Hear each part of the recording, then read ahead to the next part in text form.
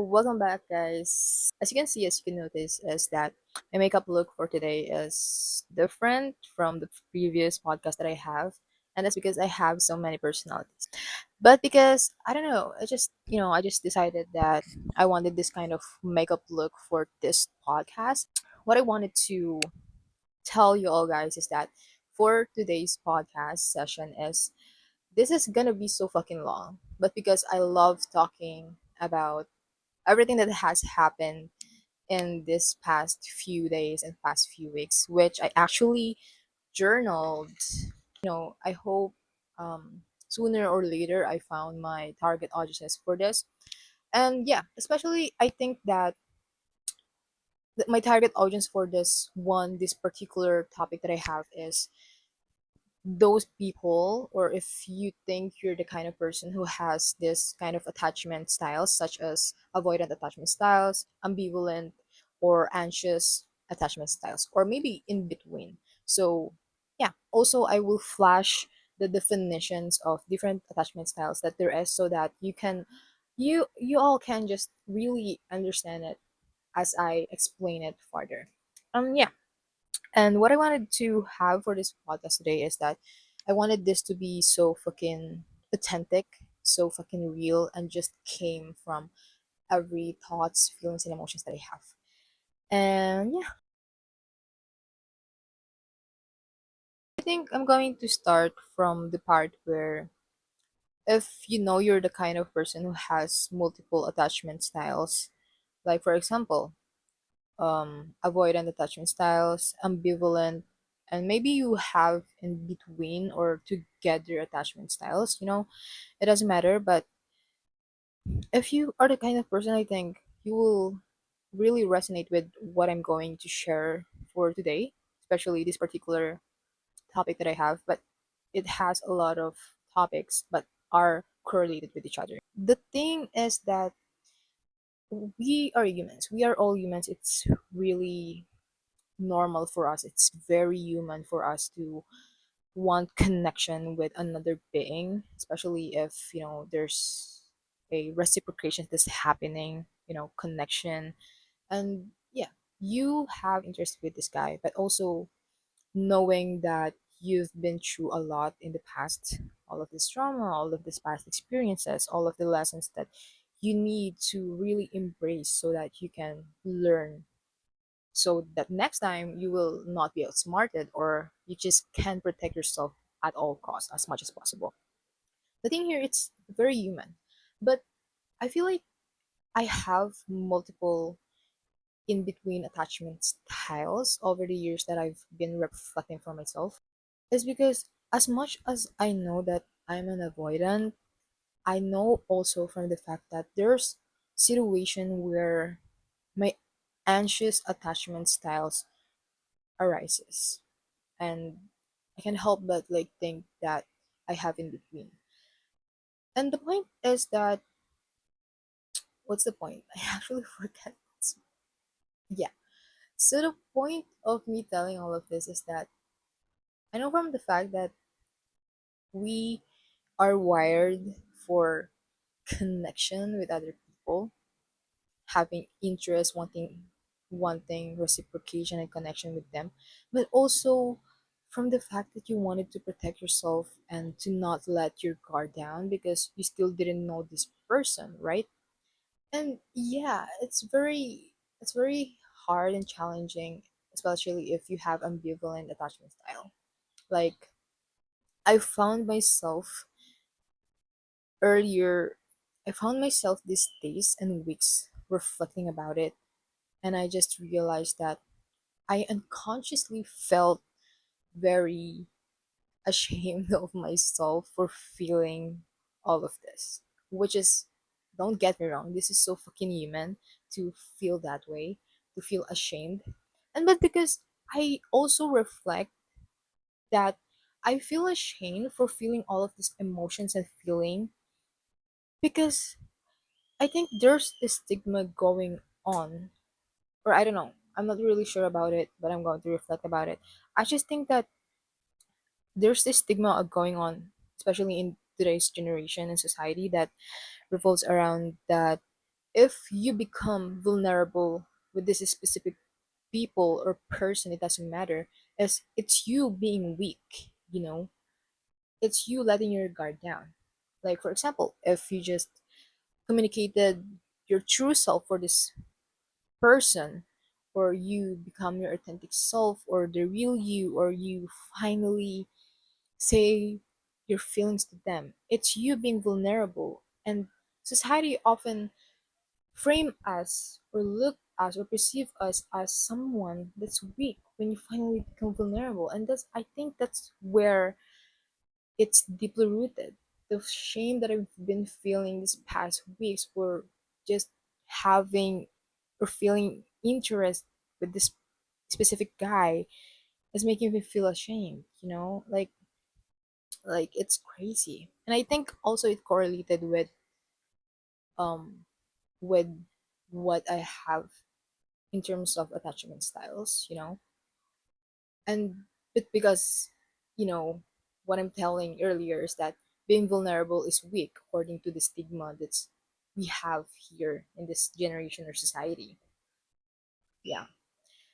And also what I also include here in these journals that I have is that I just remember writing there.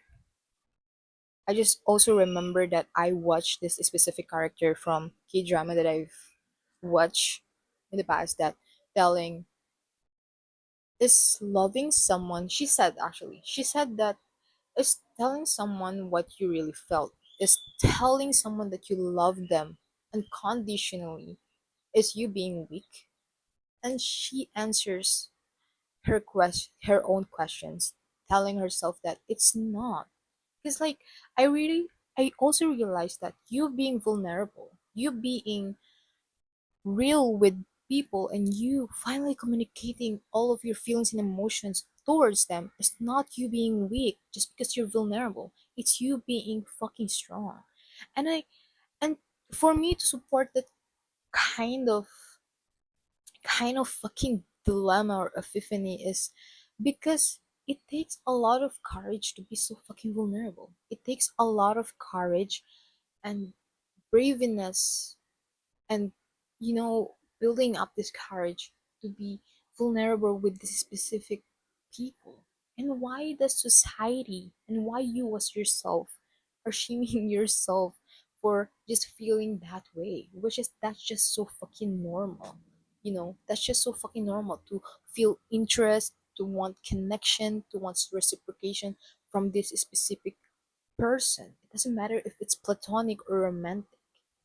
And that's it.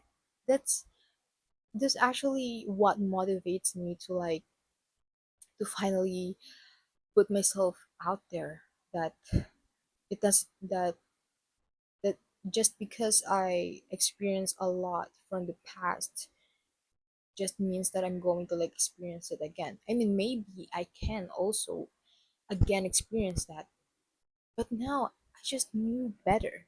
And that's I'm going to also discuss that with other part later, you know, about that. So now we're just on the side, or on the part where I am discussing and talking to you all guys that being vulnerable is not you being weak.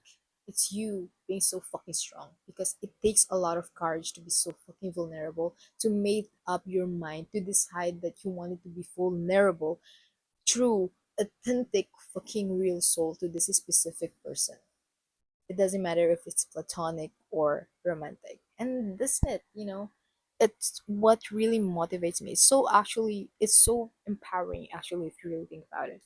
And also, second part, another part to correlate with this all, especially in the first part, is that I also put here in my journal entry the thought about in the past, especially, I can't blame myself for feeling that way, but I think most of avoidant most of people who have avoidant attachment styles, mm, you feel attacked here, is they have this kind of thought that revolves around love is not logical. You know that, like, love is not logical, which is true. When I reflected about it and think about it, it's not that logical in the very first place. Because you can love a person even though they don't deserve that in the very first place, or they don't reciprocate that.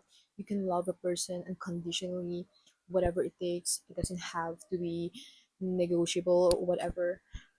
And also, yeah, and also I realized that as far as love is not logical for me, I just realized that love can be just logical if we decided to. What I mean by love is not logical in ways, but it become logical when we decided to, is when love for us is finally safe. I mean, a lot of people who have avoidant attachment styles, or anxious attachment styles can relate to this, because love for them can become logical when it's finally safe for them. When it's finally safe to express your love, interest, or connection to this other person, especially if they know that this is the time that they wanted to trust this person. I don't know. Are you all getting it? I mean, I can't really really construct the words, but yeah. And that's why I just can't blame a lot of people who are so guarded with themselves, to that they're the kind of person that's not easily have trust to people, can trust that easily. Because love can be just logical for them. It is safe to love when it's finally have the capacity or space to put their love on. Which is, yeah, which is that's become also, which is, I also realized that that's why it become conditional. Love becomes conditional in that area, when in the very first place love should be unconditional. You can love a person and not want something from them back. Because being or wanting unconditional love is you not wanting something from this other person that you pour your love to. And that's why it became, I think, in a sense, conditional for me. Because nowadays, especially, I don't really like blame a lot of people for feeling this way, or deciding for this way. But because we are now just capable of loving another person when it's finally safe for us, when it's finally, when we view this person deserving of our love. But in some way, if you really think about it, it became so fucking conditional. But yeah, I can't blame people like that for feeling that way, for thinking that way,